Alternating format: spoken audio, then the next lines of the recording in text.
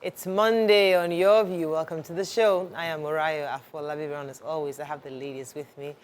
Hello, Nima Akasha Zabiri. How are you? I'm fine. Doing today? Good morning. Morning. I'm grateful to God for life, for everything. And we are back to our house. So my mom, I went to take her back home on Saturday and spent the weekend with her.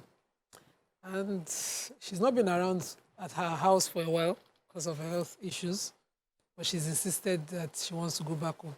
Sorted that out over the weekend. It was a bit emotional for me, you know.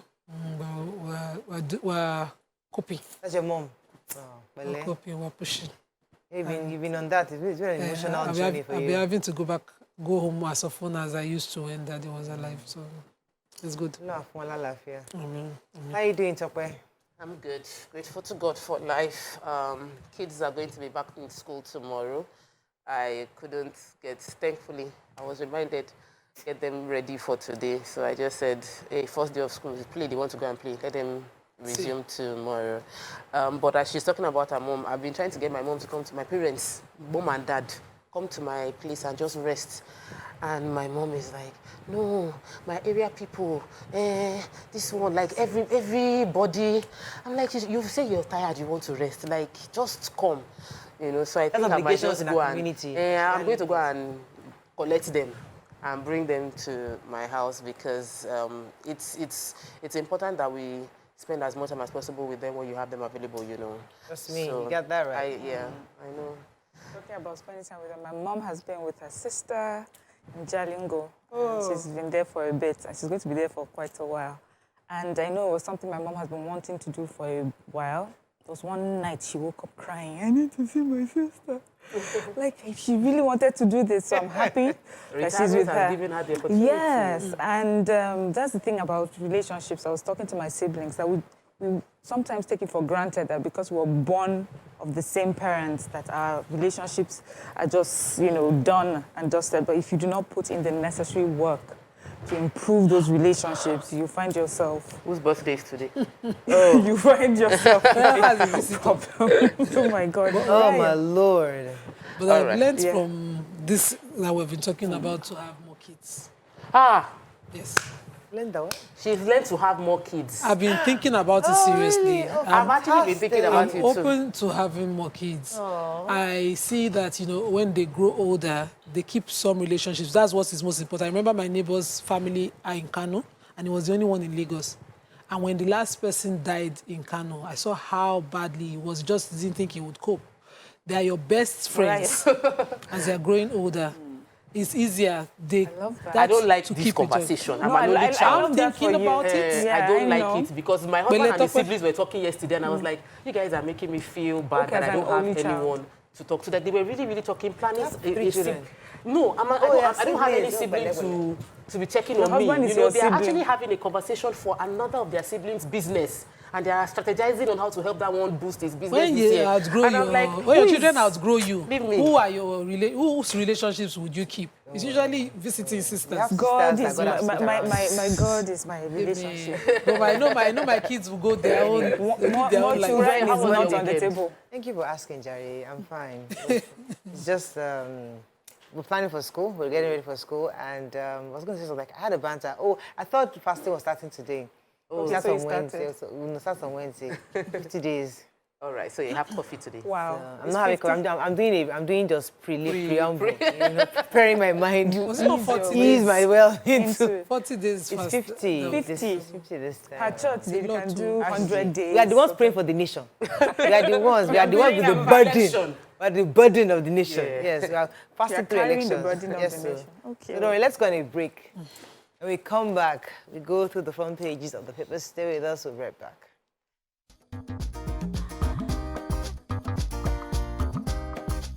Stay tuned. Your View will be right back. All right, thanks for staying with us. We're going to start with the nation. Tinubu, I'll be fair to all tribes in front of the Mama crowd here in Kwara. NDLEA intercepts drug consignment in wooden statue. CBN cash withdrawal limits policy goes into effect. Security spreads net to rescue 31 train travelers in Edo. Rivers bars Atiku's campaign from public schools. And Sanwo-Olu to Nigerians shun evil predictions. Okay, which story are we starting with? Okay, so I don't want to start with the sad news, but 13 new COVID-19 cases were reported in Lagos and Edo. Did you say COVID-19? Nigeria has recorded 13 new laboratory confirmed cases of COVID-19 in Lagos and 1 in Edo, according to the NCDC, after their weekly epidemiological data from their agency. And they're asking, you know, the necessary care should be taken. We've noticed this cough around us, dry and all of that. It came with the Harmattan. You cannot tell the difference. So let's just be on the guard. I just know that someone told me last week that I'm not the Minister for Health. When I said that we should go back to wearing our masks and everything, especially as our children are going back to school. And you know that we've just recently asked that all the regular protocols be put aside. I think we should just go back to wearing our mask and sanitizing our hands. NDLEA is, they said, has frustrated an attempt by some criminals to import illicit drugs into the country. They said that they had hidden these drugs in a wooden statue and also some imported vehicles. These criminals they used different types of ways to bring in these drugs. They said that they import consignments of illicit substance into Nigeria and export the same to the UK and the UAE. The boss for the NDLEA has thanked the officers and men of Tinkan, the MMIA, Dogi, that's DOGI, Lagos, Kaduna, and Kano, and also the Imo commands for their arrest and for these seizures. So they're asking, Buba Mara is also asking that all of us across the country, you know, be part of this war against this drug, and they'll also intensify the hit on drug cartels while balancing their efforts on supply reduction with drug demand reduction activities. So I'm hoping that is maybe more sensitization and awareness programs for, you know, a lot of the young people, I think, who are targeted for drugs like this. So Governor Sanwo-Olu yesterday at the Thanksgiving service at Tafawa Balewa Square was saying legations to continue to keep the faith, and he has asked people to shun evil predictions of anarchy and violence peddled by false prophets and enemies of the country. He was saying that we have to live up to the spirit of excellence associated with the themes agenda which his administration has started.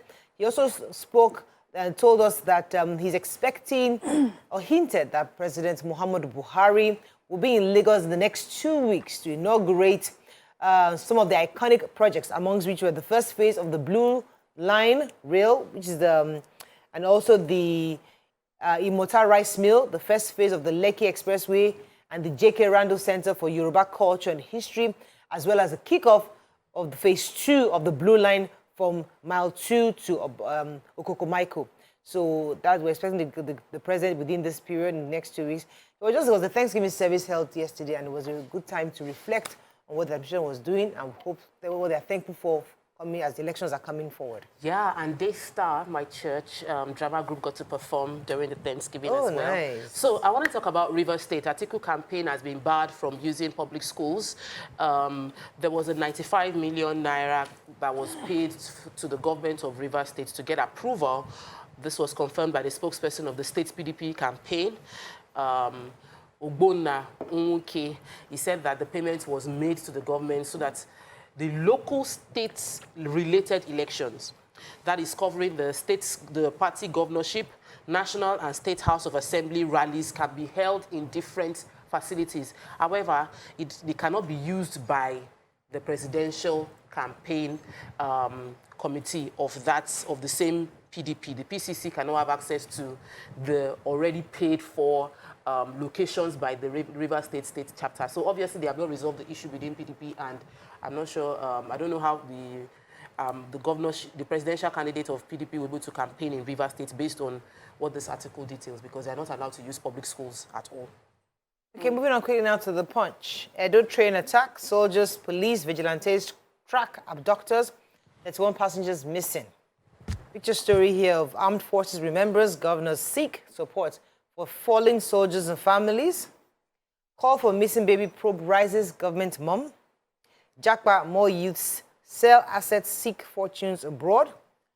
Forex allocation to telecom sector drops. Raid, air chief regrets civilian casualty, orders probe. Agents protest as customs hike imported vehicle duty. And electricity consumers demand new tariff reversal. Okay, which story are we starting with? The picture story. So the governor of Ogun State, Mr. Dapo Abiodun, at a special church service to mark the 2023 Armed Forces Remembrance Day, was held at the Cathedral Church of St. Peter's in Akiabekuta on Sunday.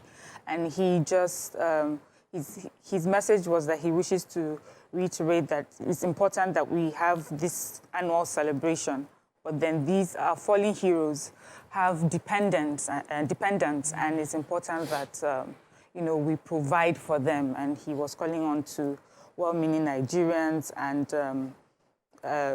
just all of us to be able to, contribute something towards their dependents so they're not suffering as a result of the sacrifices that our heroes have made on behalf of our country. He, of course, he says we're grateful for how our country has been held together because of these sacrifices. Okay, let me take another story in Punch. Okay, let me take the Nigerian Customs. So the Nigerian Customs has year on year continue to increase the cost of imported vehicles, duties on imported vehicles. So, and this report in the Punch says that they've increased it again this January by 10%. And so the agents are complaining. Punch interviewed the some custom agents, the chairman of the Ports and Terminal Multipurpose Limited chapter of the African Association of Professional Freight Forwarders and Logistics of Nigeria, who said that, the custom has hiked their duty to that of 2014 baseline. So I think 2014 cars and below is baseline for, how the duties are paid. And according to him, he says there's a depreciation cost, 10% depreciation value rate on those cars that are supposed to be paid back to the agents, which is supposed to, but the custom has not been paying that. Now, the Customs Public Relations Officer, Timi Bomodi, says the development was based on government's fiscal policy on age limit and that nothing has changed. I don't think it is necessary. These people know the rules. We don't need to start this year like that. People are trying to see that things work out the way it should be.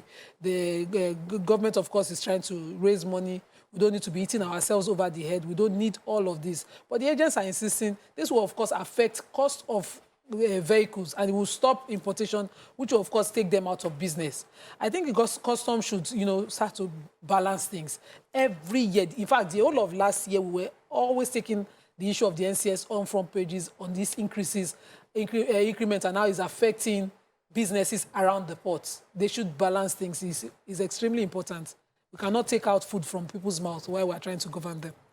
So I wanted to take the story about forex allocation as reduced to telcos. Between 2021, from the breakdown, and 2022, there's been a decline in the amount released to telcos.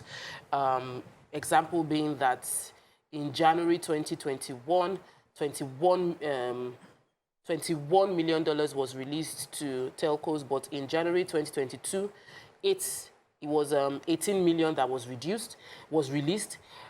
Information also had it that in March there was 12 million released in 2021, but March 2022 it was about 8 million that was released.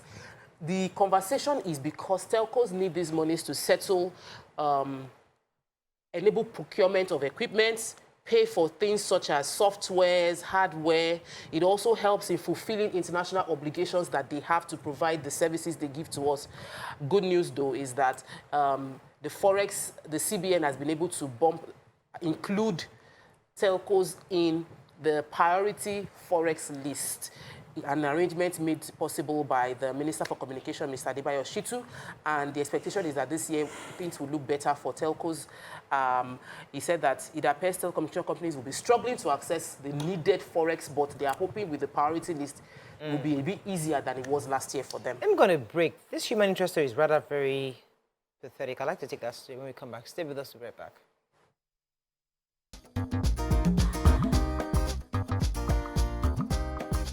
Stay tuned. Your View will be right back.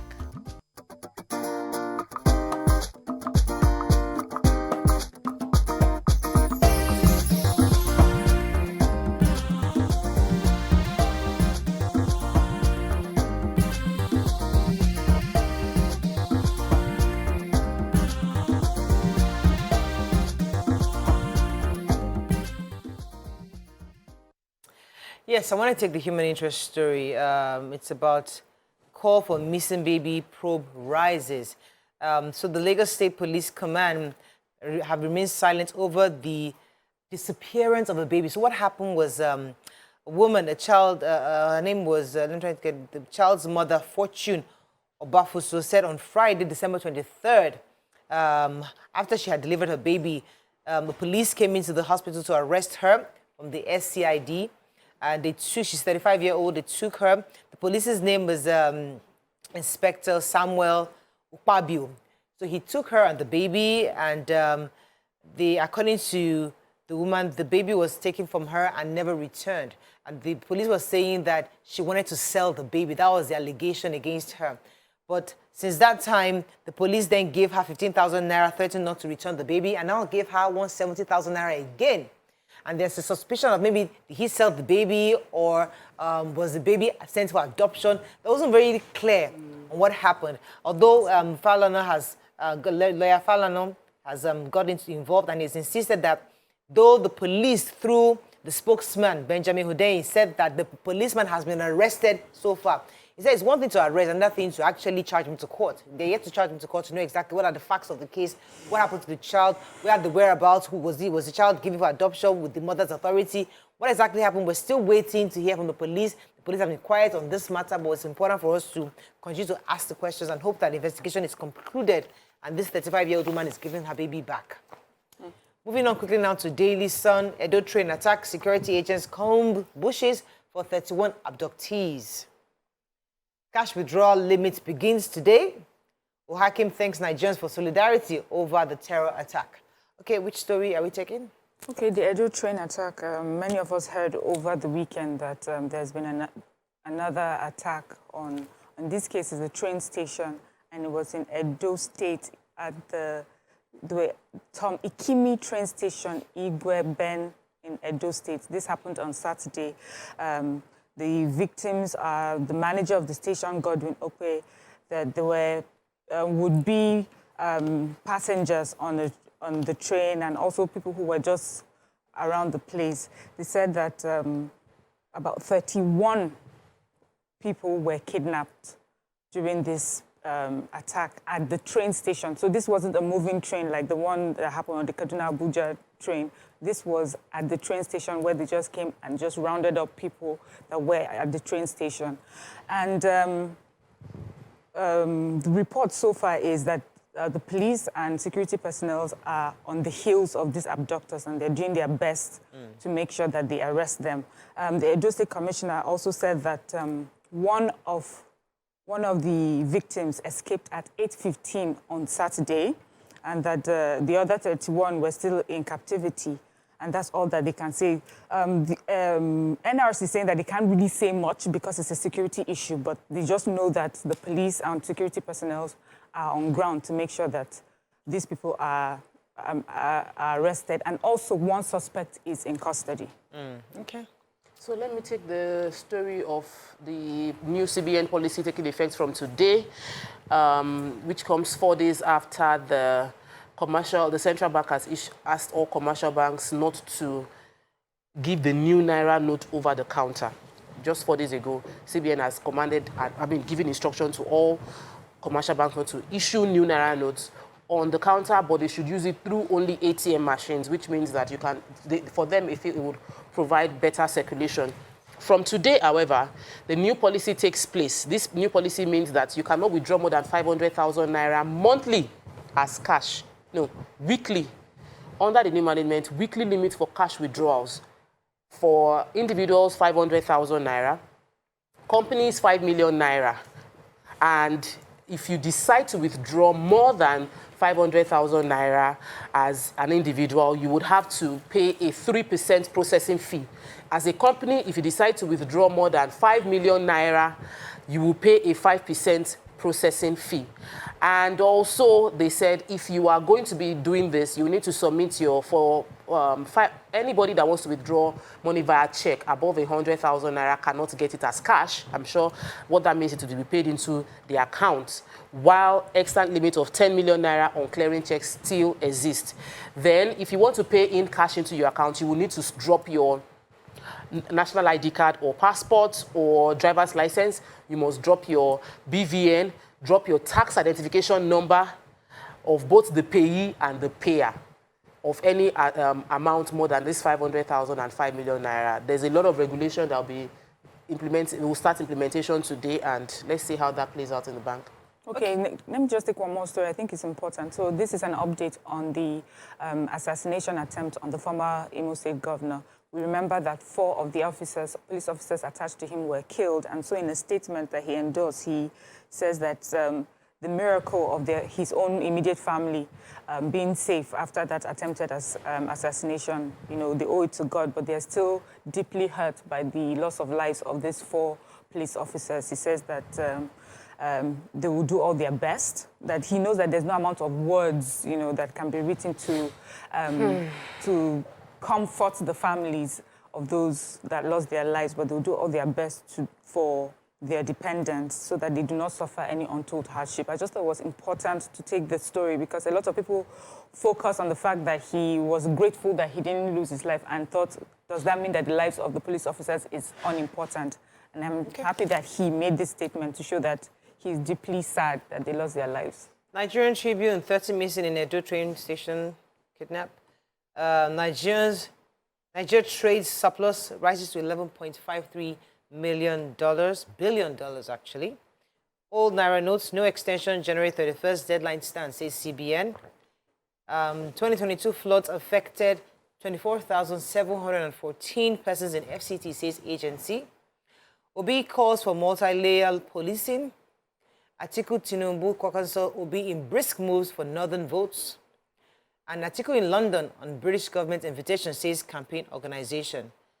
So, Mr. Peter Obi of the Labour Party has said he will facilitate a multi-layer policing to ensure that lives and property are secured with the legal backing that would meet constitutional requirements. He was saying part of this multi-layer he's talking about was the fact that they involve community leaders, they involve local government chairmen to be responsible for the security of their various local governments, and also integrate traditional rulers in order to secure the various communities within their domains. They also see how they can also encourage citizens to also participate, to have an inclusive government where citizens have the access to their security and to help a safer Nigeria. He also had said that he will provide at least 20,000 megawatts of electricity for Nigerians. And I mean, he made a lot of promises. This was doing at the Channels TV town hall on Sunday night, which he was there with his vice presidential candidate. They said quite a few other things, but I'm happy that he's still engaging the voters. And as the elections are coming up, we're going to hear more from lots of other candidates. Yes, so the CBN released reports that, you know, Nigeria's trade surplus rose from year-on-year by 96% to 11.58 billion for the first 10 months of 2022. That's between January and October 2022. And the report shows that merchandise imports rose for same year-on-year by 1.47% to $42.61 billion in 10 months from $41.99 billion in that period. I'm hoping that the surplus is as I understand it. So a surplus means that if it's compared to our export surplus, it means that as against imports, we did better.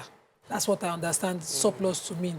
But I'm reading it and I'm seeing they said that in the report, they noted that Nigeria's trade surplus fell month on month from 93.7% to 50 million in October 2022 from $750 million in September amidst higher import bills. The story is not just clearly explained. The surplus is basic falling, meaning economic it's understanding. Wrap up. Let me quickly take the story. Vanguard? I have one in Tribune. In Tribune. That's our last story. Okay, so over the weekend, there were reports that the presidential flag bearer for PDP was rushed to the UK for treatment for an undisclosed ailment. The spokesperson for his campaign, former Senator Dino Melaye, says that this is untrue, that his principal has been invited by the United Kingdom, just the same way the candidates for APC and for LP were invited, and that was the only reason that he is there, and not for all the stories that we have been hearing left, right, and center. So okay, that's all we can take on Front Page Review. When we come back, move on to our first discussion of the day. Stay with us. We'll be right back.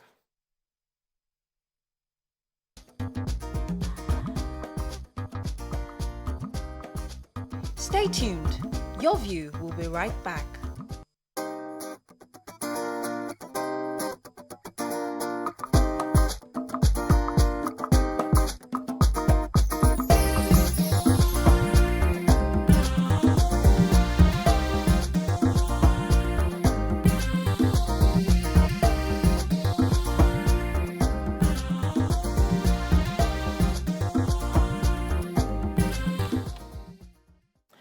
Thanks for staying with us. Less than a year after the Kaduna train attack happened, report has it that the gunmen suspected to be headsmen kidnapped scores of passengers awaiting to board a train from Igweben, Edo State to Warri in Delta State, leaving many travelers injured.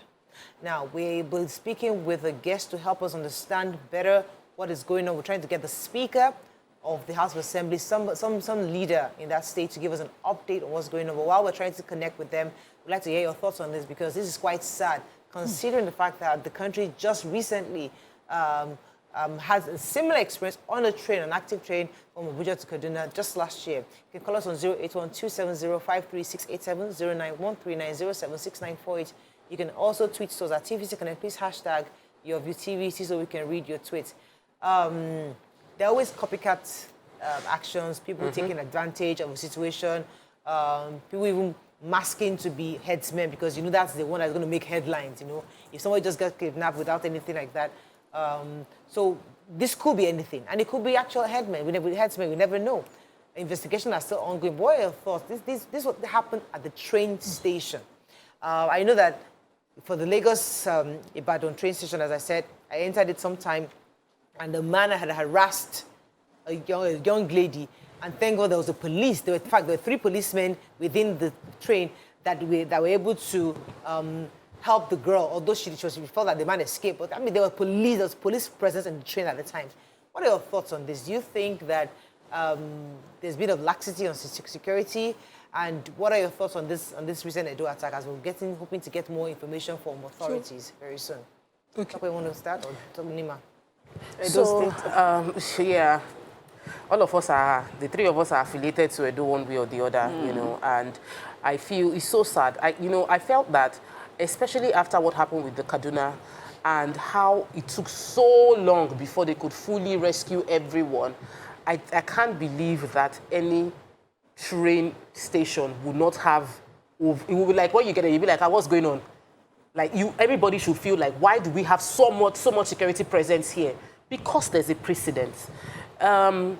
We've seen it happen where, and it's sad that I'll be drawing this correlation. We've seen cases where if people say they want to protest, and they want to have a protest anywhere around the country right now, the police would show up with such huge force and presence. But the complaints people have been bringing on social media is we're not seeing that same thing on other areas where there are threats to human lives in Nigeria. Let's clarify that. When they have protests, sometimes it is hijacked by hoodlums. Obviously. So we have capacity to show up. I have seen protests where they allow them to go. The last one we had with the NSAS, people just moved on. They were not, well, we did, well, a few issues here and there. But the point is that they show up. I'm not trying to defend, I'm trying to make it clear because we are educating Nigerians. I know. So that but the way you're saying it is making it look like I'm saying something different. What I mean is security presence is very, very visible during protests. Yes. And yet we have security challenges and security threats to every train. Everybody that gets on the train right now is going on the train based on the faith that government is going to protect me.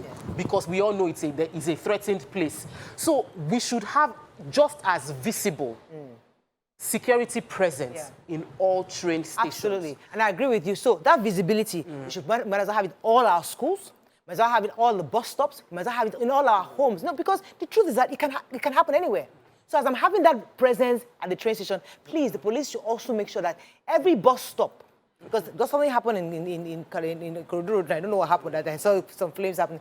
We might as well have that kind of presence across in schools, because our children too are also being threatened, don't you think, Tokwe?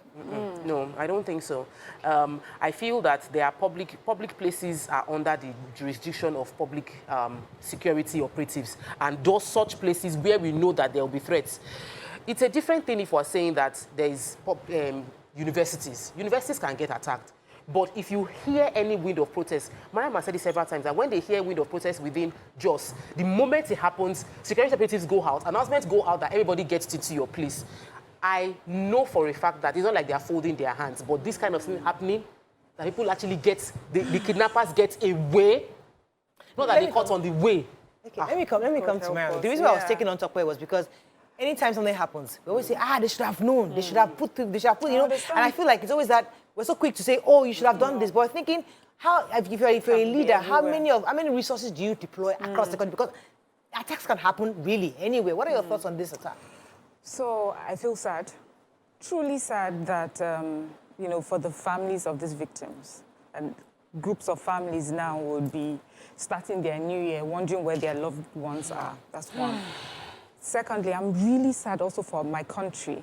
I'm sad for, and I feel sad for the present administration, the past administration, that as they work towards the development of our country, that we have saboteurs that seem so powerful, that they come and they destroy the work that, you know, that is being put in place. I know how it is easy to blame the government for not putting enough security at train stations, especially since we're still trying to get over one that, you know, so you would expect that you have more security across maybe train stations. But you're right, Mariah, how many of them do we have, really? We have complained about the very low number of police officers that we have in our country. We have complained that some of them, we have complained that some of our VIPs even have more, you know, that we have more of the police officers attached to our VIPs than they are, you know, on ground to protect regular Nigerian citizens. So these are the issues in our country. And what makes this particular situation so sad is you can see how some of the mistakes we have made, not putting in enough funds or resources towards our security personnel, not able to get as many police officers, train them properly, equip them properly, so that when situations like this happen, it would not take too long for arrests to be made. These attacks, it's harder to man like the way protests are, you know, manned, because they don't send you a note to say we're coming tomorrow, or you don't usually hear here and there that there may be an attack here. It's done in such a way that it's supposed to shock the country, you know, shock people, shock the victims, shock military. So you find that they are actually just trying to catch up to what these attackers are doing. So I really am sad. I just hope that when we find these people, we make an example of them, because they are our enemies. Sometimes when we discuss this, we make it look like maybe it's our government that is the enemy. The government is not doing anything to protect us, but the government is also trying to defend us. We have read the, since the train attack, what they have done, what they have put in place. You wouldn't even think Edo. You think like, so the north, the Kaduna to Abuja, we saw all the apparatus and all that, but you see, you won't think Edo. So that's another thing. but Like, how that's many? but you're supposed to think ahead. Yeah, So that's that's what I'm what I'm saying. Those are the mistakes that we make as a nation. Yes. Because we have not put in the necessary funds and we don't think ahead. Yeah. We find ourselves in situations I'm like told the this. speaker is waiting on the call, but I want to take your own initial thoughts. But let me see if I can just get the speaker on. Good morning, sir. We have our guest, that's Speaker of Edo State House of Assembly, retired Right Honorable Marcus Onobum. Welcome to the show, sir. Thank you. Good morning. Good to have you on the show this morning. I know you're not a police officer and all that, but we just wanted to get somebody from Edo to speak to us this morning on this matter. Do you have any updates so far on the arrests that have been made, or if there are any investigations ongoing so far since the attack? Well, the news got to us as a rude shock at a time when we expected that the security situation is coming down across the state. The demons were ugly head. So far, so good. The security agencies, they are on top of the game. I understand that both the Army, Police, and the DSS, they are doing their work. They are moving around the forest and all that. So we're expecting that in the next few hours or days that there will be something tangible to tell Nigerians.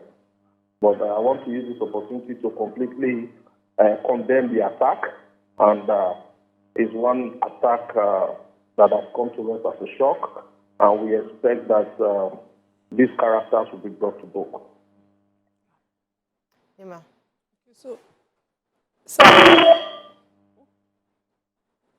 how developed? Because somebody, an eyewitness was saying that the train station is usually deserted.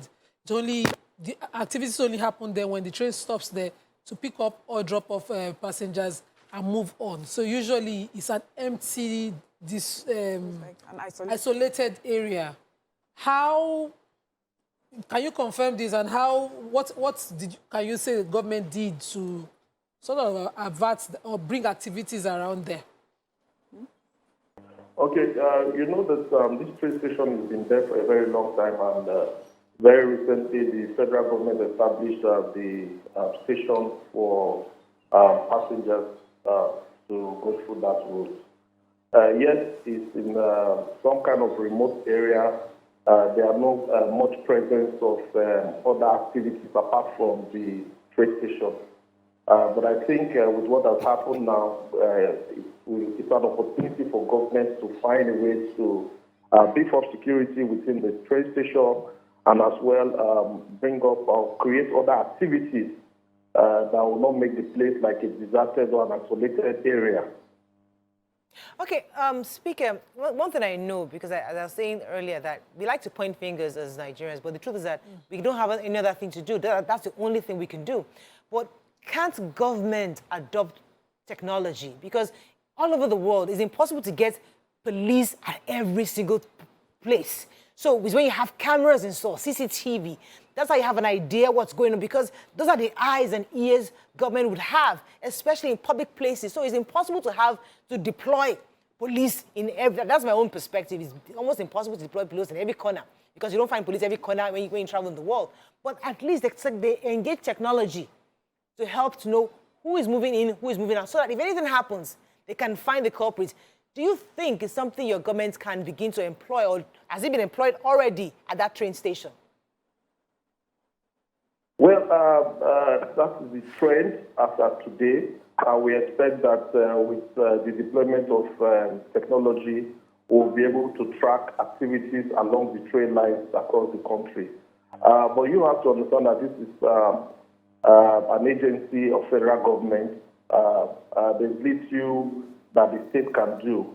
But I can assure you that with the security architecture of the state and the way and manner with which the government have tried to police the four walls of Edo State, these criminals will be caught in no distant time, and that with the technology deployed so far that is being used in the state, I'm very sure that they will be closing in on these criminals shortly. But as for the facility at the train station, I am not too sure that these technologies are there at the moment. But if they are not, I'm sure with what has happened now, it's a cause for concern for the government to do the needful to make sure that these train stations, whether in Edo or every other part of Nigeria, that there is adequate deployment of security gadgets and technological equipment to track every activity that is going on across the country. Okay, so we also heard that the Commissioner for Communication and Orientation has said that there was a victim that was able to escape on the Saturday as well. I don't know if you've heard any more from that and what you can tell us, given how sensitive the situation is. What information can you give us based on the escapee? Okay, the information we have gotten, because that's part of my constituency as well, is that there are some children that there's a little girl that was able to make her way back, and a few other children that were left after the incident. So that's all I know for now. I don't know about any other escapees from the kidnappers there. Okay. We'll have to let you go now, but we thank you. Any other questions for him? I think we'll allow you to go right now, but we'll definitely keep our tabs on Edo State to know, to get any follow-up from the government on this. Thank you very much, sir, for joining us this morning. All right, thank you for your time. God bless you all. What are your thoughts on this? Yes, I didn't want to. There was no point asking him the question I would have asked because he wouldn't have been able to answer. But the truth is, kidnapping happens. We've spoken to a lot of our politicians and they make it look like security has really improved. You've not been hearing, like people don't talk about it. A few of them get to the papers, but kidnapping still takes place, especially even within Edo State. There was a time just within the last quarter of last year that my husband and his siblings had to go for a burial in Ewoimi. And on their way back, it was just thank God because there was a car left bullet reading in front of them. There was no physical, there was no other person there. So it felt like kidnappers came in, carried those people away. So these things happen on a regular basis. We cannot make it look like, oh, we're shocked by it. We're not shocked. We know we can, except we're trying to ignore the fact that there's insecurity in the country. We know there's insecurity. We're only praying that we escape, that it does not happen to us, or that when it happens, we only hear of the story, or we know. And there's a conversation of making it look like because things are not as gruesome as probably what we were hearing back then, things have really, really reduced. But they still happen randomly. And those random ones, we don't want anybody to be collateral damage. Like in the case of what we had with the former governor, Joaquin, who lost police officers. Amaram said a point that is very valid. Till today, a lot of our VIPs have 1 to 2 police officers protecting them in their cars with AK-47 that is not bought by them. The VIPs, police officers have AK-47. These are tools that are bought by the police to protect Nigerians, but are now used by few people. And we are now complaining we don't have enough men on ground to pursue criminals when it happens. Well, we don't have enough men, really, because we have less than 500,000 police officers. That one is the fact. But we're mismanaging what we have. So the one we have, obviously, we're mismanaging. But the point is that how can we employ advanced technology to support ordinary the toll gate? It's the news station internationally where they would tell us, okay, trucks came to shoot at some point. So something must give us information. Something must be able to help because there's no way you can deploy 500,000 policemen across to guard 500 million and 200 million Nigerians. It's impossible. So we need some. Do you have any comments on social media I want to take? Okay, I thought Nima was going to give her... Okay, yeah, I wanted to say that, I've always, traveling the Lagos-Ibadan train, I've always felt that, people living around the train stations were, not necessary, that somebody should make sure that they don't build around the tracks. But now I'm seeing different because the state of the ones in our inner other states besides Lagos is why, attacking them will be easy. Good. The Edo case is a case in study itself. What happened is that area, when activities come, there are only a few people, traders, and those, using the train that are there at part time. Yeah. There's no development whatsoever around the tracks. The same thing happened in the Kaduna, Abuja one. The place where the attack happened was completely isolated from reality. And so if we can find a way, the way we have railway crossings and people developments around them in Lagos particularly, If we can have that in the inner states, it will be extremely important. Also, just as Tokpe said, Edo State has to sit up on security. In my state, in my own community, kidnapping that used to be something that, was unheard of became normal. People go to farms and they don't come back. Things started happening. Towards the end of last year, churches were attacked. People were killed in their farms. And those states will just go on business as usual. We are not hearing them. I wanted to go to the speaker before you ended the question, that what is the government's position on security? But it's not the speaker we should be talking to. The call is that of the governor in that state. Kidnapping is normal in Edo. In the days of Moshomole, I would like to say it here, this is not about partisanship. There was a situation that was happening on the Benin-Ore Road so frequently. He had to sit up. He did something about it for it to reduce. People traveling then had issues on the bad roads. He dealt with that was within the state. You can't continue to say this thing is a federal thing, and you just isolate as if these are not your people. These are your people, and people cannot have a free field day in Edo, and you say Edo is too big. Secure the state. It's not that hard. Secure the state. Do what you need to do. Let's see you sit up on it, please, Mr. Governor. Okay, I think that's all we can take on this, unless we have anything on social media. We have to wrap up on this, but we'll continue to wait for developments. You have more? No, just a few people feel it's quite shocking to them, It's like, what is happening in Nigeria? Wow, what's really happening in this country? Does that mean security and surveillance federal government promises to put in place are all scam? Or it's only for a particular area? This country cannot be trusted. I'm an optimist, and I really am one of those Nigerians that actually believe Nigeria. So when things like this happen, I'm just one of those people that want to see what the government is doing first. What have they done? Yes, they made some efforts in certain areas, but the truth is, as we said, the state governors must take more responsibility. Realistically, it's almost impossible to be able to man everything, because today is train station, tomorrow it can be somebody's school, tomorrow it can be somebody's bus stop, tomorrow it can be somebody's, they can be in the mall. These are all public places. Nigerians are now being ransomed by themselves and helping exactly. You can't leave your people to self-help. So the point is that there's much more than just deploying security. There's got to be much more solution to that. It's more about us taking responsibility. Those who are also taking advantage of headsmen labeling. So, we're the headsmen, we're going to...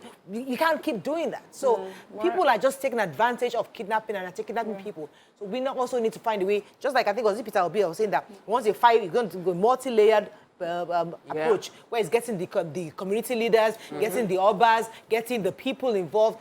Let us find ways to secure ourselves also, as the government's also doing what they can to secure us. Well, we shall continue to find out from Edo State, to find out, get an update in the police, what's been done. Hopefully, these people will be found very soon. Let's go on a break. When we come back, we'll bring in our special guest of the day. Stay with us. We'll be right back.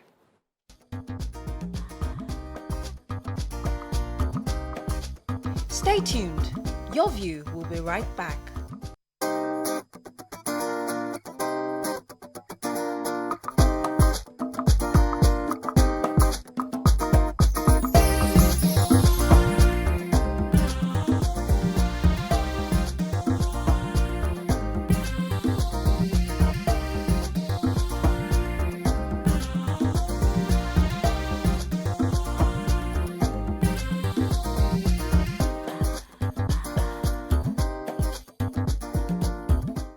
Thanks for staying with us. Join us on the show is the People's Democratic Party Lagos Gubernatorial Candidate, Abdul-Azeez Olajide Adediran, popularly known as Jandor. He will be speaking on his ambition of becoming the #1 citizen of Lagos come May 29th, 2023. Also, he's going to be discussing his plan and manifesto for the people of Lagos State. Welcome to the show, sir. Thank you very much. Good to have Jandor in the building. So one of the very first questions we always ask any gubernatorial candidate that we have is, why do you want to become governor? That's the very first fundamental question I'd like to ask you. Okay, so thank you very much, guys. It's nice to be with you. And let me commend you for the good job you've been doing. Yes. And I saw that you interviewed my would-be predecessor last week. So that was a nice show. But anyway, if you know the state of Lagos very well, everybody agrees that it's a wealthy state. Of course, nobody's contesting that. But unfortunately, we've never had this wealth reflecting the daily living of the people of Lagos State, even on the street of Lagos. And I think it's about time for us to birth a wealthy state in truth, as against being a wealthy state on paper. We brag and say this is how much money we rake in terms of revenue and even capital receipts. But unfortunately, we can't see anything commensurate with this naira and kobo. I can even speak to, if you speak to the 23 years of the current party reign in the state of Lagos, then we won't stop until tomorrow. But if we will look at the 4 years of this current governor, we'll see that, unfortunately, despite huge revenue that has accrued to the state of Lagos and in terms of IGR and everything, there's nothing appreciable to show for this. Just, I mean, it was there last week, and it came on national television, lying. Yes, I use the word lying because I'll give you facts so that you can also fact check it. He said he built 4 MCCs. You understand? He mentioned the one in Alimosho, he mentioned Etiosa, he mentioned, and all of that. If you go and fact check, you will see that the one he spoke about in Etiosa was actually commissioned in September 2019. That's 4 months after he came into office. So he couldn't have built that. The one in Igondo was commissioned October 2019. That was built by federal government through Office of the SDGs and handed over to the state of Lagos. How dare you lay a claim to that? But for a government that has nothing to show for its 4 years reign, it would want to do such. And because of the conspiracy of silence in Lagos, we will want to do what and say, okay, everybody will just take it like that. No, Let me go back to the question I asked you. Why do you want to I just told you. This is what we're speaking to. Okay. We want to birth a state that is wealthy in truth. Okay. Now, listen. I just said something. Another thing we need to do to achieve that is to break this monopoly. This monopoly of having one head thinking for everybody instead of Lagos. Whether you like it or not, we've only had one governor since 1999. Every other person, they're just practically absent there because they require second-level approval before they can make Lagos or do anything in Lagos. So our coming into this space is to break this monopoly, open it, allow fresh thinking and new ideas to flow. You can imagine if this government is the one controlling, say, for instance, the entertainment industry. Wizkid music wouldn't have traveled without visa. They would have monopolized it. Or, all this and all of that. So what we are coming to do is to ensure that we have Lagos revenue reflect in every sector of our living in the state of Lagos. I have a lot of questions for you. That's why I wanted us to go on. So I've always heard your campaigns, and I've heard the Lagos for Lagos movement. You're constantly promoting that. So what would you exactly say is Lagos for Lagos? Okay. Lagos? I was born here. No. He's not speaking I just want to understand. No, he's not. Let me set my question clearly so you understand. So I was born here, bred, schooled here. I know Lagos well, better than a Lagosian would. And if Lagos for Lagos is by ancestry, you'd say I should be in Edo State. So I want to understand clearly what you mean. Okay, so that's what we said. Lagos for Lagos is not literally speaking to indigenous Lagosians. It means a Lagos that will work for everybody in Lagos, that work for Lagos, irrespective of where you're from. 7 years ago, we started this journey of Lagos for Lagos. So Lagos for Lagos mantra has everybody's expression embedded in it. Either you are from Igbo extraction or you're from Arewa. Because in that movement, we have structure within the Igbo. We have structure in Arewa, even in market and town unions of Igbos. So I'm not sure they will join if they believe or think it's just going to send them out of Lagos, of course. So it's what it is, because that Lagos that we are speaking to hasn't worked for anyone. It has only been working for a selected few. And we want a Lagos that will work for everyone, where in your village you'll be able to decide who is that king in your village, not somebody else. Where you'll be able to decide who is the chairman of your local government, who is the councillor in your ward, as against what we have as we speak. That's Lagos for Lagos. Yes, please, I'm here. So, please, you've said this a few times. While I am also of the opinion, and I've mentioned on TV that there needs to be, and I even asked the governor that there needs to be a cost-reflective expenditure, when we hear budgets being expended on a few kilometers of road, that is really huge. And he was able to break down, this is because Lagos is largely below sea level, because I've had that belief that we could have more with the money that we make what is generated within Lagos State.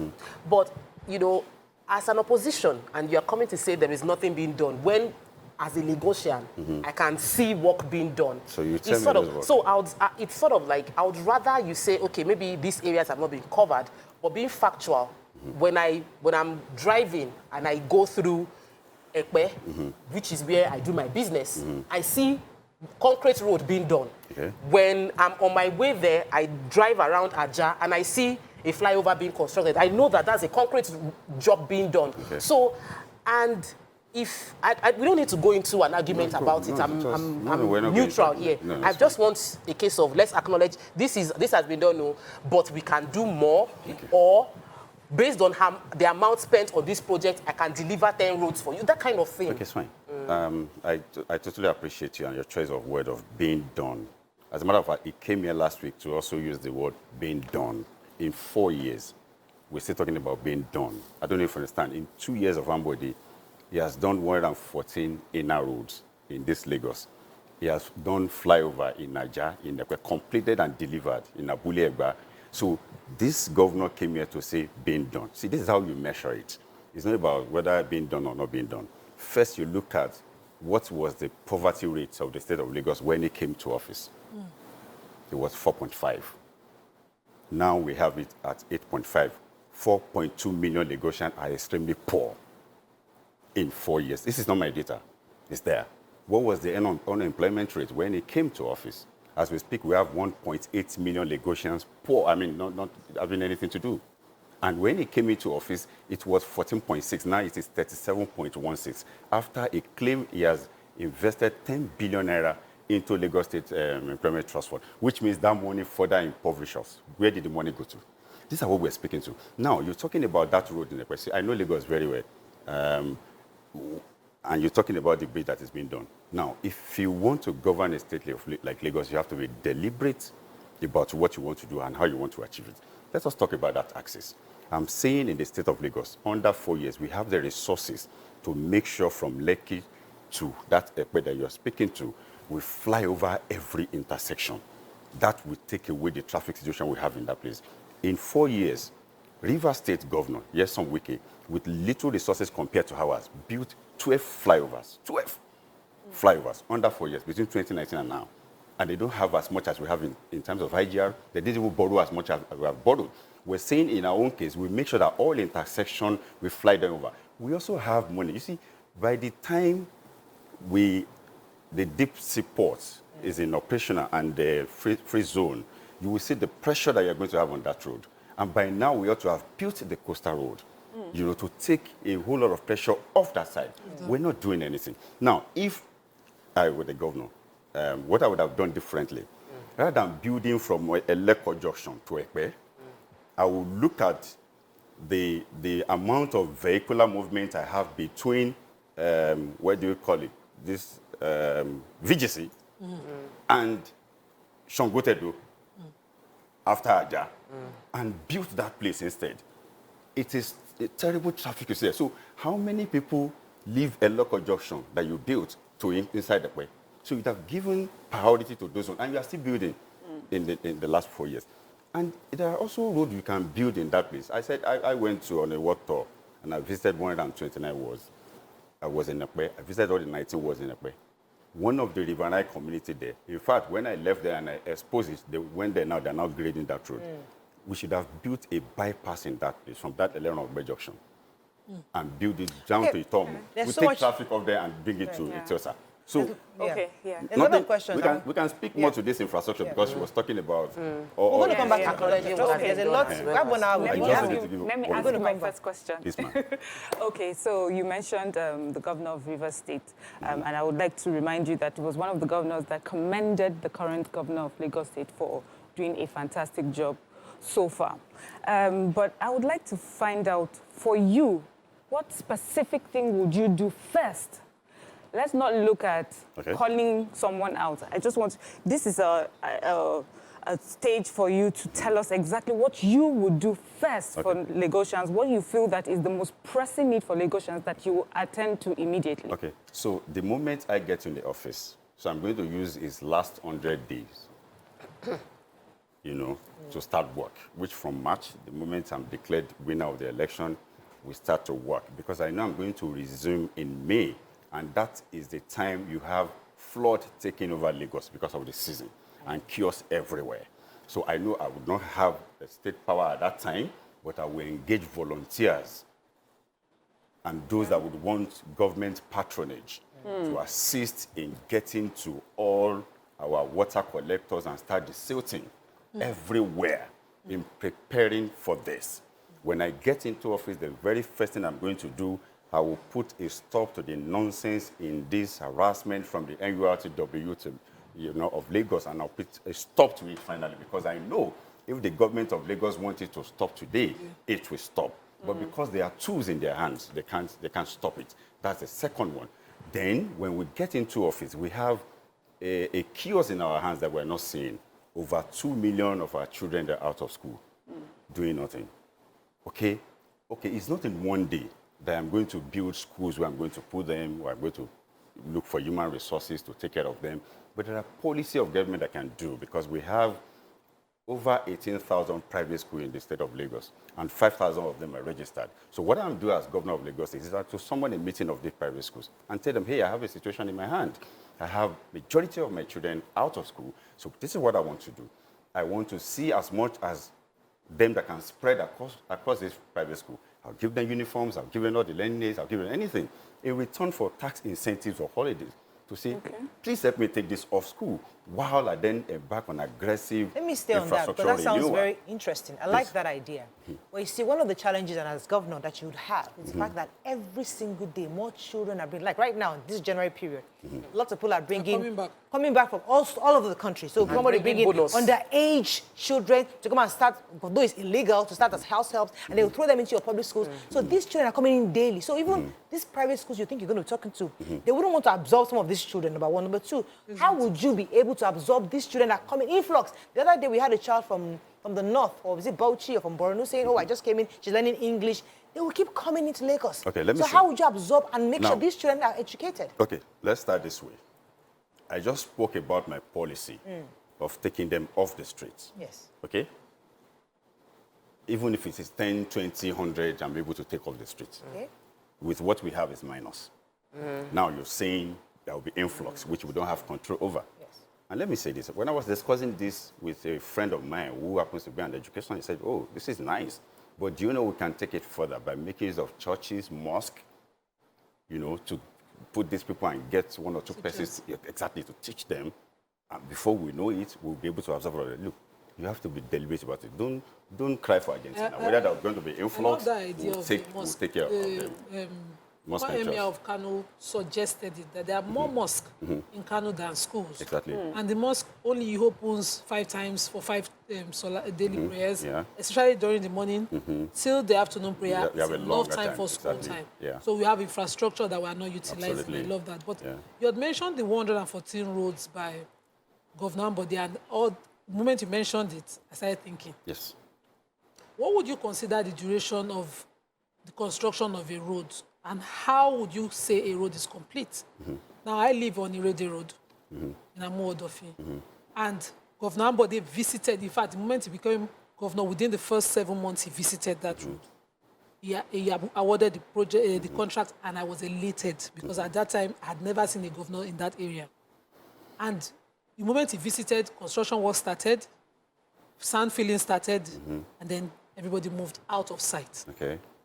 Till this governor came back on site, and within his first tenure, that road was not complete. And you think I'm the problem? I'm asking, because you made that example. You know, when you make that comparison, I am a citizen. Yeah. I suffered it, and I benefited the completion. I want to see how you would, what you would consider a complete work. Because just as Tokwe said, let's give credit if it is due. This is just explain. I suffered that road, and when I got the relief within his first 1 year of governorship, you know how I would feel. So when you say 114 roads, did Ambode complete all the roads Have you tested people living around? Or did he start all the 114? They could have completed some other people's own. It's a continuum. Awarded on paper, and government is a Okay, continuum. he started the entire 114 and commissioned them. Irede was part of them. Hold on, no, Irede wasn't part of them. I know the road. Irede was part of them. It wasn't part I of live them. on Irede Road. No, that's my area. I'm from there, that division. I'm sure you know. I know. Irede wasn't I know part of very there. well. These roads, as an inner roads, they are local government roads. In fact, it did in conjunction with the local government. And they started and completed it and commissioned it. You can fact check them. Let's put that aside. Now, you're speaking about starting a road, abandoning it, and all of that. That is what we're speaking to. It is only an independent governor in Lagos that can start a project and finish it. And that wouldn't have been anybody's problem. Because, hey, and just like we see it, I am sure somebody somewhere would have, and this is the monopoly that we're speaking to. We need to break it. We need to break it and ensure that we have an independent governor. That's why somebody like me didn't go through that route. And said, okay, I will throw my hat into the ring. Let's see. And let's Lagosians, for the very first time, elect who governs them as against somebody suggesting somebody to them. This is the problem of that road. I can speak to more of it. And the moment you have that, and somebody said, I'm not interested, or the money is going somewhere. And that's it. This. So you're saying the money was taken somewhere? This assumed conversation. Yes. No. These are beer parlor conversations that we have. The money goes to Kenya. We took our money somewhere. We suffer for a radio way. If you Now call that all the ones that I've said, so let's understand. hold on, my sister. If you call all the ones that I've said a beer parlor conversation. No, not that part. Just the one of the conversation. Everything of the second level approval is this thing. I said it because I know it is. Yes. If you call it a beer parlor conversation, Yes. where we are sitting right now, here, yes. this TVC premises, used to be Lagos Polytechnic, Lagos State Polytechnic property. Now, even if you tidy up everything and it's so legal for you to sell it to yourself, is it morally right? I don't know if you understand. So, is this beer parlor? I would definitely. I want to know. Wait, let me pause. We have to go to break. I am saying, even if. Mr. Jandor, I'm going to go to break. We're going to stay on that. Wait, this thing you just said, we'll talk about it after the break because initially you talked about the wiki. Producer is telling my ears to correct the fact that he was there for 7.5 years and he did only 9 flyovers. Let's get that correction. Let's go to break. When we come back, we'll continue. 9 bridges. 9 bridges. Okay. 9 bridges. Go and 7.5 check years. what I said. You will see that he has awarded the 12th one. Okay, so we're going to go on a break. Come on. When we come back, In 4 we'll years. start off from where you left off. So that you don't think I'm trying to deviate. We'll go back to it and then we'll dig it properly. Because Lagosians want to know what you want to do. Because it's one thing to come and accuse. I'll let you talk. It's one thing to tell you what your predecessor did, what they did not do, and where the money is coming from, where the money is going. It's another thing, because once you get victory, yes, I finally found it. I've snatched the government from you now. Yes. I have it. Yes. Now, what are you going to do? That's the most important thing Lagos wants to hear. I have When we come back from this break, stay with us. We'll be right back. Okay.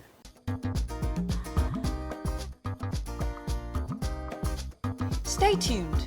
Your View will be right back.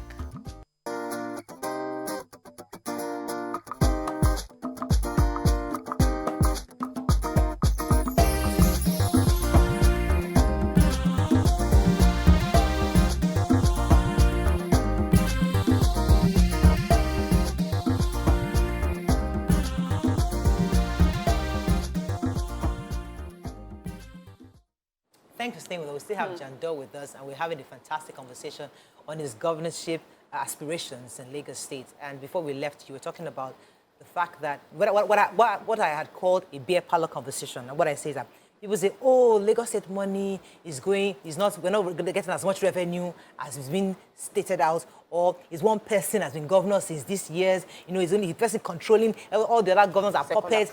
It's the same thing everybody talks about, and it keeps going on and on from everybody discussing it as gist. But the truth is, with or without the authenticity of these allegations or claims, is Lagos moving forward? Many will say yes. Compared to other states within the country, people will say Lagos is probably the best state to live in because we have an influx of citizens coming in.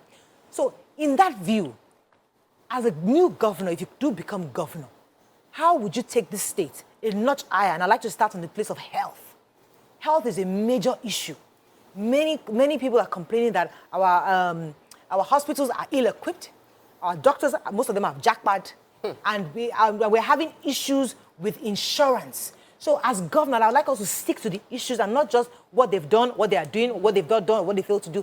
That's something I can read in papers and I can discuss and gist my friends. But this new governor that wants to be governor of Lagos State, what is he going to do to make myself better so I can give him my vote is what I want to hear on this next segment, sir. Okay, so you can't talk about a solution without first analyzing the problem. You have to first do a thorough, you have to diagnose the problem and talk about solution. In the one suite in your word, you said, many said Lagos is doing well. Again, you came to say our hospitals are ill-equipped, this and that. So I'm just giving that to you, just so that you look at what you said. So let's speak to the issue. Now, in the health sector, we first need to know what is wrong with that sector of our economy in the state of Lagos. Like I said to you, in my campaign, when the government of Lagos said we cannot paste posters, we cannot do billboards, we decided to go on ward tour, touring all the wards, and I visited 129 wards. I'm sure you know what that means. And I say to you that 85% of places I've visited, no primary health centers. I can speak of a particular village, Uriba, in Ekpe Ward C1, no PHC, and women like you gave birth on Kano. You understand? And one Abalis came and said, in Lagos. And we drove 18 kilometers to that town. You will ask yourself, is this Lagos? So my visitation to all those places, I need no soothsayer to say to me, and I have no godfather that will say, bring the money for something else. I'm going to face those areas and ensure that we have what is still for them to have a proper healthcare. Not only that, we'll make sure that all the nurses or whoever is going to work there, they're going to be residents, because getting is a riverine community. Getting to that area alone, it's an issue. So we have enough revenue to ensure that we have PHC at least everywhere, I mean, to cater for these persons. Now, let's speak to secondary and tertiary hospitals. You see, for us here, we think it's about building blocks, and we say we've given health. The same way when they build blocks of classrooms, they say they've done education. No, there are policies that you come up with that will take away the sufferings of the people. Let me give you one. If we get to our general hospital today, what we see is that patients littering everywhere in the name of no hospital beds. Of course, we understand because there's a shortage of infrastructure in terms of beddings and all of that. My government, when we come into office, the first thing we are going to do will be to automate all health institutions in Lagos, both private and government hospital. Automate in the sense that you cannot transfer a patient from your hospital to the general hospital until, and of course, you know there is the best space to put that person there. Rather than having my patient or my citizen littering the general hospital everywhere, keep that person in your hospital and be managing until you have a space to put them. It's just like you have a dashboard where you pick seats on the plane to say, okay, I have one, I don't have one. But again, what we can also do is that we can quickly do a makeshift, just like we have during COVID, you know, in general hospital, and create some wards if, you know, we quickly need a space, and put this thing there, pending when we put up an infrastructure that will take care of all of this. Now, two policies of mine in education and health that I've spoken about won't take ₦1 from my pocket, and I'll quickly get a solution to something. That's what we're talking about, fresh ideas and new thinking. So that one is there. But I heard this government has something called floating clinic for riverine areas. Have you heard of that? There is nothing like that. I just told you of a riverine area where they give birth inside Kwenu. I have visited everywhere. You know, I have gone to everywhere. We're not talking about Rosa, we are coming to that one. But this is what we are going to do. We will sit down. No, just to understand better, they gave birth in the Kano. Yes. The hospital is in the Kano, or there they is were in no transit? Transit. They were in transit. People give birth in transit. People give birth in the market. Listen, if you have hospital in that place, I don't think anybody will get to Kano and be paddling into far away where to look for. No. Uriba is really very undeveloped. Exactly. No, Uriba. Thank you. So, you know, usually when we talk, I'm not born Lagosian. I've become Lagosian by marriage and living here. Lagosian? Yes, so I'm a Lagosian, I guess. Yeah. But one of the things I always say is that the Lagos governors and those who run to, you know, govern the state are of a certain type. and you don't find them all across Nigeria. And we always say we hope that other governors can take a cue from that. So I am not surprised that you have so many fresh ideas and, you know, new ways to do things. But my own is, I would like to ask you this question. There's Chief Olabode George had accused you of, you know, not keeping to an agreement. And for me, does that speak to your character and your sense of integrity? And if you cannot be trusted in small, can we trust you in big things like this? Okay, thank you. Now, Governor Olabode, Chief Olabode George, when he made that statement, even though I know, like he said, it's touched on my character and integrity and my person, because he's my leader, I refuse to, you know, talk back at it. But the truth of the matter is that we never had any agreements, and that's the truth. And we couldn't have had such agreements with him dictating to me who to be my running mate. I don't know if you understand. So, and that speaks about the kind of governor you are going to have in Lagos. Not a governor that somebody will say, take this, and will jump at it. No. Even if I want to look at what you are giving to me, I will subject it to, you know, some sort of interrogation and will allow superior agreement to prevail in the interest of Lagosians. So we never had any agreement, so that is not even coming up. And if you understand, his policies is our leader, and in their usual way, our leader wants to be our leader. But what, yes, of course, because there are new issues.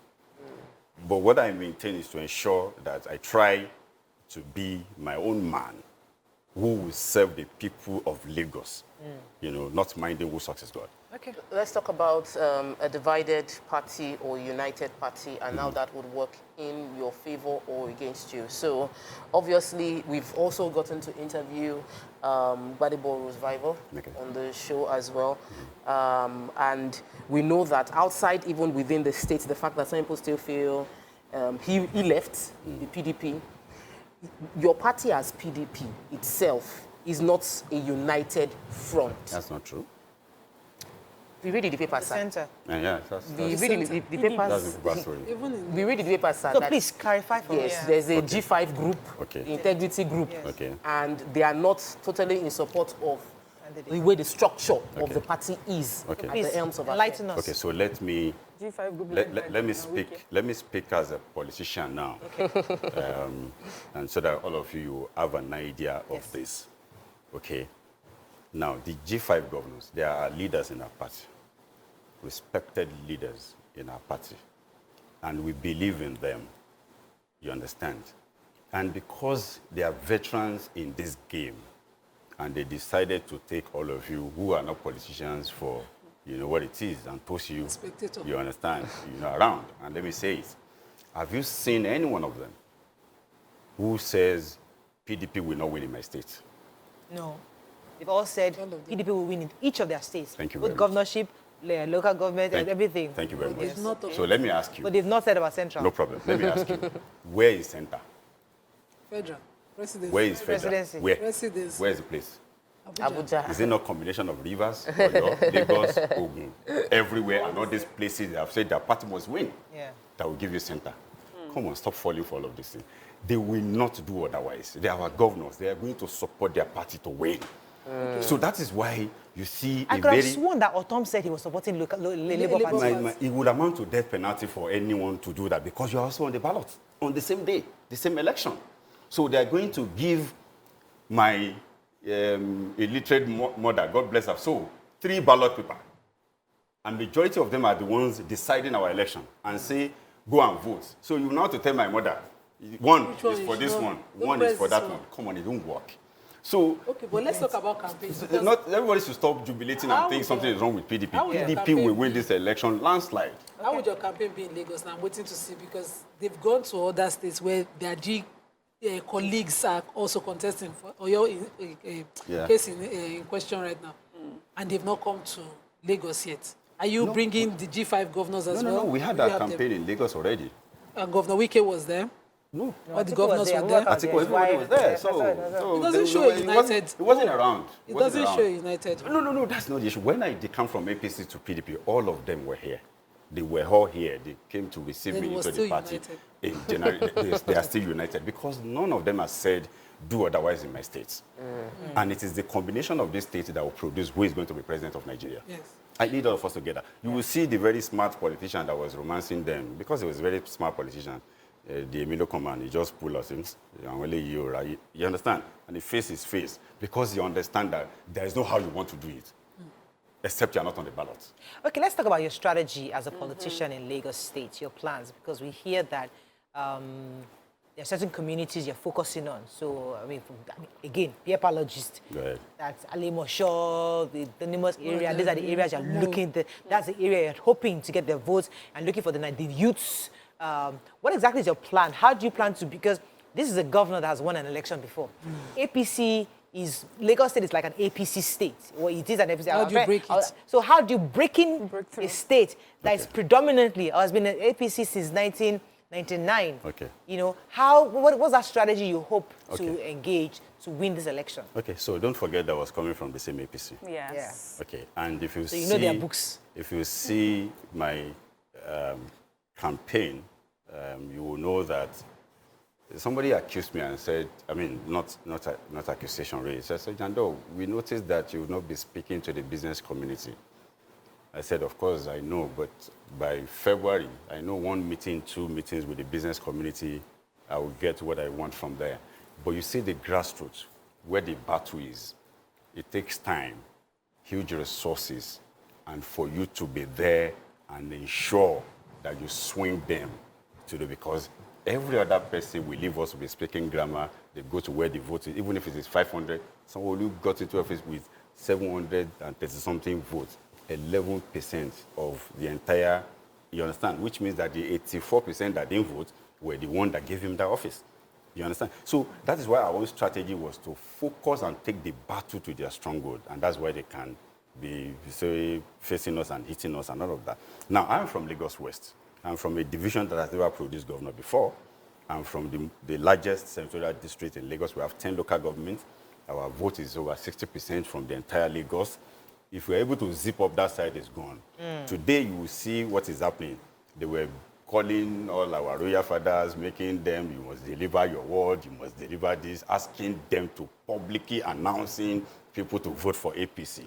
We understand, but our royal fathers know that if PDP wins in their domain, the moment we have won, we have won. If anybody remove them before I go to the office, I will return them there. So they know it already. So there's nothing. So our strategy is to ensure that we go to where the votes are.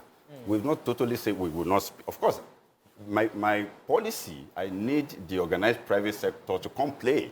I'll open it up. But I'll first get to the office. And getting to the office is just go and get the vote. And that is what we're doing. There's some comments on social media. So your obvious opposition, they would say, is APC. But then the LP governorship candidate is also seen to be someone that could affect your votes because of the betrayal that happened, quote unquote, okay, betrayal, that happened, during agreements that fell through. That your leader lied about. Okay, so maybe, you said your leader lied about. Maybe I need to revisit this again. You can get your fact. In our leader's interview, our leader said we had an agreement. That so he lied hold on. That you will go for governorship, it will be deputy governor. That is his words, right? Yes. He said that we sat with all the leaders and we had that agreement. Gentleman agreement. Which means that we must have had that agreement before our primary election, correct? Okay. Okay. But if you follow the story, you will realize that on the day of my primaries, we had 6 of us running. 3 people pulled out. Doherty, Dosumu, and Jim Kamal. So we are left with 3 people that went to the venue. Badibor Rose Bible, myself, and Dakova. So if we have had an agreement at the point where even the first 3 were stepping out, somebody ought to have said, me, I have long withdrawn from the race because there was an agreement. We went to the venue of the primary together.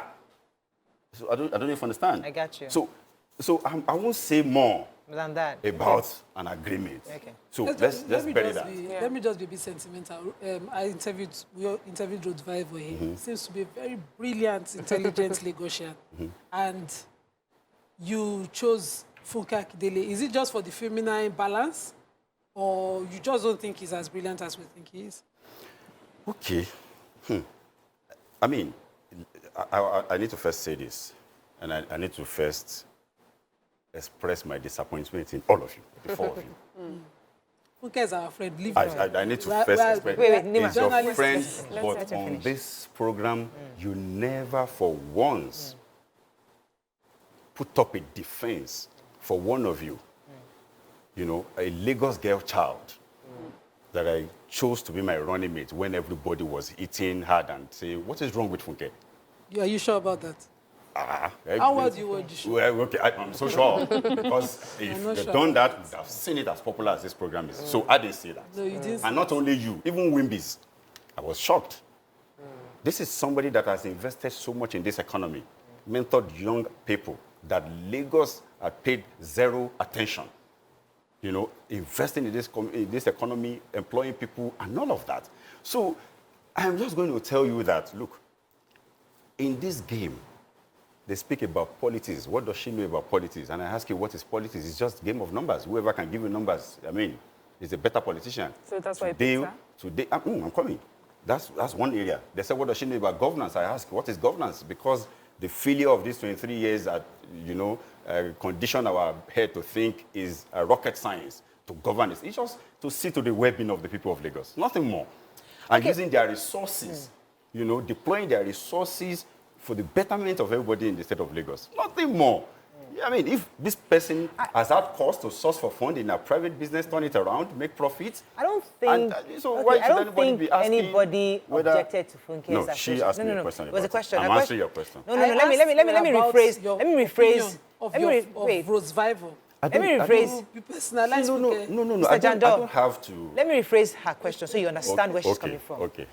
Funke, as a person, is successful. And she's No. somebody that is a friend of the house. Okay. And nobody can ever object. And as a woman, we don't like to just celebrate you because you're a woman. We celebrate you because you actually have content. And that's what she does. Thank you. That's a Thank given. you. Thank It's not a debatable conversation. It's a given. We would like you to What speak she's on saying, this. what she's saying is that Rodvival is equally smart. He was your party member. I Why never said would he's you not choose smart. one over the other is the question. We're just asking you No, for listen, Not the feminine part. Rose Vival, hold Yes. on. Rose Vival, just like you said, of course, is also a very young, successful Lagosian. Okay? And for me not to find myself in a situation that we have had in this state before, where a governor had to use 3 deputies, so it's better I avoid it. Oh. And pick somebody I can work with. Hey, that's the answer. my question. That's the I'll pick answer. You somebody. like to travel to Now going to Sokoto family, to family. it's better we travel around. Let me take this call. Now Let me what take for this you call do? from Hassan that I Now come what to you. for you do? Hassan, are you there? Thanks for calling. Good morning, everybody. You're live. Go ahead, please. I hope you are not condemning me today and you are not cutting me off today. But I can't hear you are you. my friend. Yes, go ahead. I need volume. I can't hear you. Go ahead. Good. Please, Abdul-Azeez Adediran Jandor, Yes, sir. I have a question for you. Please.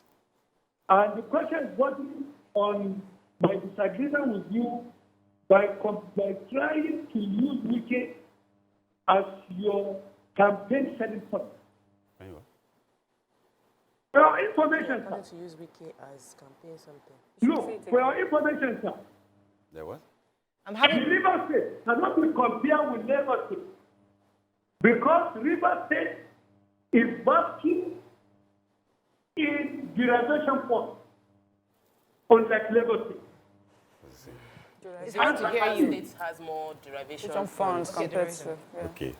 Has it landed? No, I think he's trying to say that you're not. Hassan, we're having issues Let's- hearing you But properly. it looks Okay, like so he's saying that your Let's see. comparison. Has it landed? Yes, go ahead. Okay. Get the question. There are, but if what we pick is what it is trying to say shouldn't that compare. we shouldn't compare. Yes. You understand? Lagos and Lagos. Okay, but I'm saying that the facts are there in terms of revenue generation cumulatively, both for federal and IGR and everything.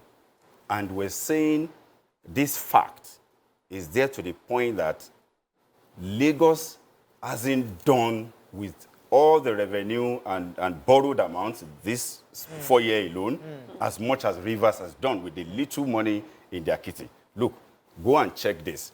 2022, what do you call it? Fiscal performance. Because we have very little time. Hold on, man. 2022 fiscal performance. Lagos is not ranked among the first 5. Rivers is number 1, followed by Kaduna. Lagos is not ranked, despite the huge revenue. What? In regards what? Fiscal performance. Fiscal performance, okay. It's not ranked.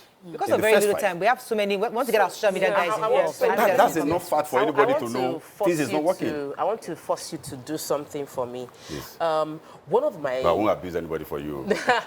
One of my challenges with changing party politics is that there will be a stall in activities. We've had it happen in other states where it seems that another person, federal government, they'll just, when anybody takes over, they just first start doing investigation. The first 2 years is to say, my previous government, they did not do this. They did not buy hospital. Like, so I want you to give 1 or 2 policies and programs that has worked in the past 23 years that you intend to continue, that you will not stop. Trust me. Okay, let me take that question. I'll let you answer that. I have a call. It's been holding on for a second. So you join the 2 together. Good morning, Mustafa. Are you there? Hello? I thought he was waiting. Go ahead. Okay, so let me say this to you. I will not get into office and create instability for myself. No. And negotiations. And negotiations. So it's going to be failing forward. Whatever it is. We will build on what is, what we have in existence, and we make it better. I won't go back and be looking for what is not.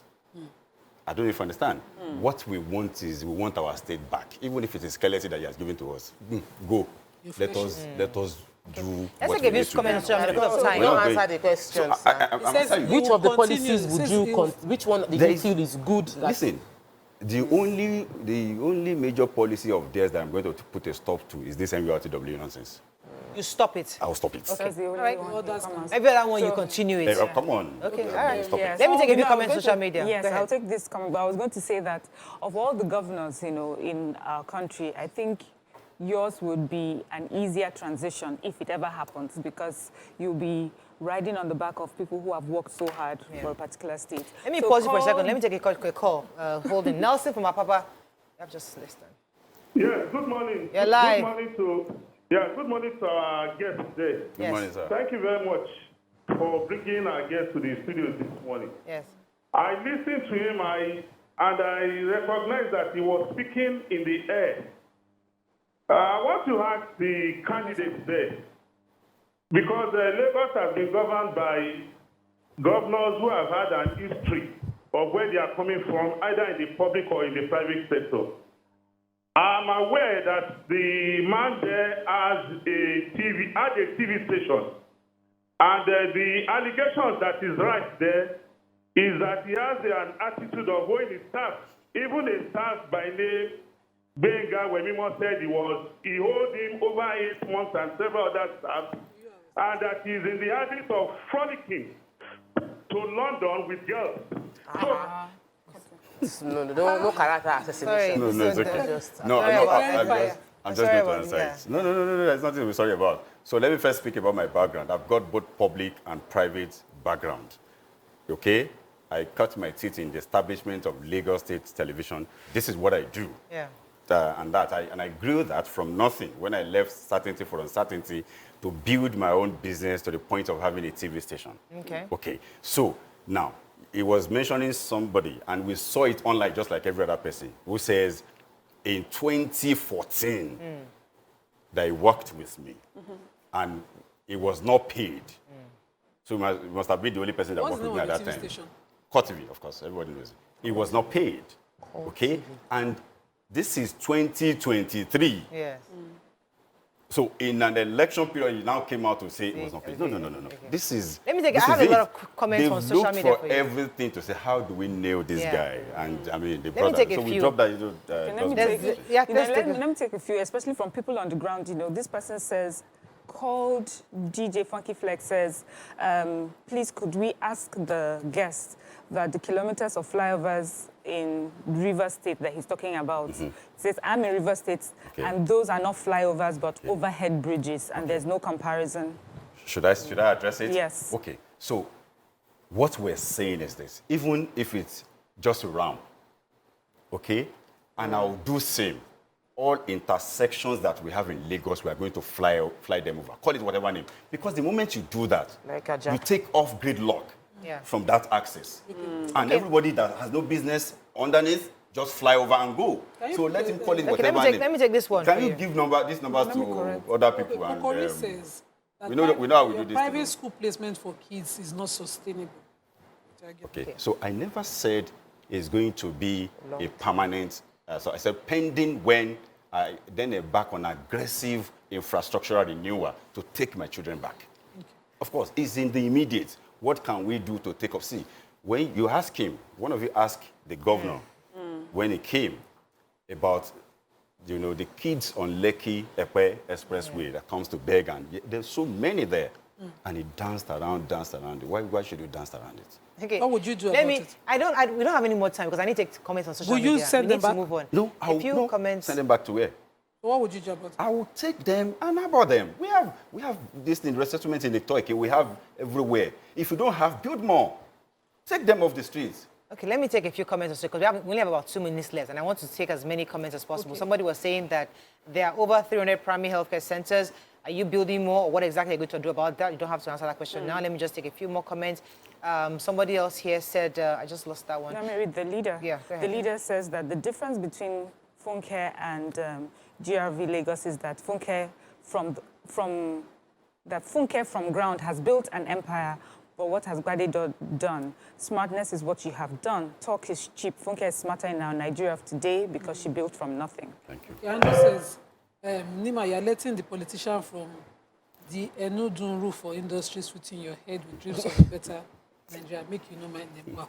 Somebody was trying to respond to the TVC question. Says the premises was acquired for community use. School, clinic, media, hospital. The original owners were adequately compensated by the Jakonde acquired in the first place, and then the Polytechnic had been taken to Korodu before the TVC came over. Just to give an example. Others were saying, I'm trying to see other comments. The mayor of Ikorodu says, if you lose the election, will you congratulate Governor Sanwo-Olu? I'm not going to lose it. I'll win the election. Okay, all right. I'll win the election. So we have to wrap up. What final words to our voters? Because people are watching. I mean, I really wanted this conversation to be more about your specific plans or how you're going to build on. Because as Takwe has said, it's obvious we do see development in Lagos compared to other states. So what we want is a government that can build on that. So we wanted to see your plans, not so much of assassinating your predecessor or any other I was just addressing issues, but if it touches at your stuff, that's not me. That's fine. Okay, if you haven't done anything, it's not me. So now we're speaking to what's on ground. Okay, so now I'd like you to speak to your voters. Okay. Yes. How they're going to vote for you and why should they vote for you specifically, and you can look into the camera. I think the first thing to do with Lagos voters is to assure them and to let them know this 2023 election won't be business as usual. First, there is change in the Electoral Act, unlike what it used to be. Election, it is now won and lost at the polling units.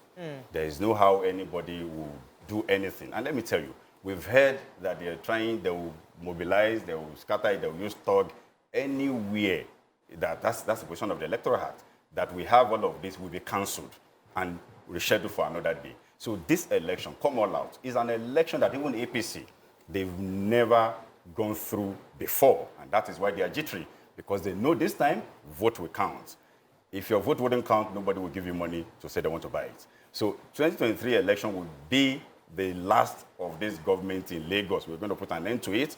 So that dynasty that has had at Jubila in the past 23 years and birth in New Lagos. A government all of us can call our own. Okay. An independent governor in Jandor. All right. Thank you so much. It was a pleasure having you on the show. Thank you. To share with us your thoughts and your plans for Lagos State. We look forward and we hope and we wish you all the best in the coming elections. Thank you very much. That is all we can take on today's show. Hope you learned a few things. See you tomorrow. Bye for now.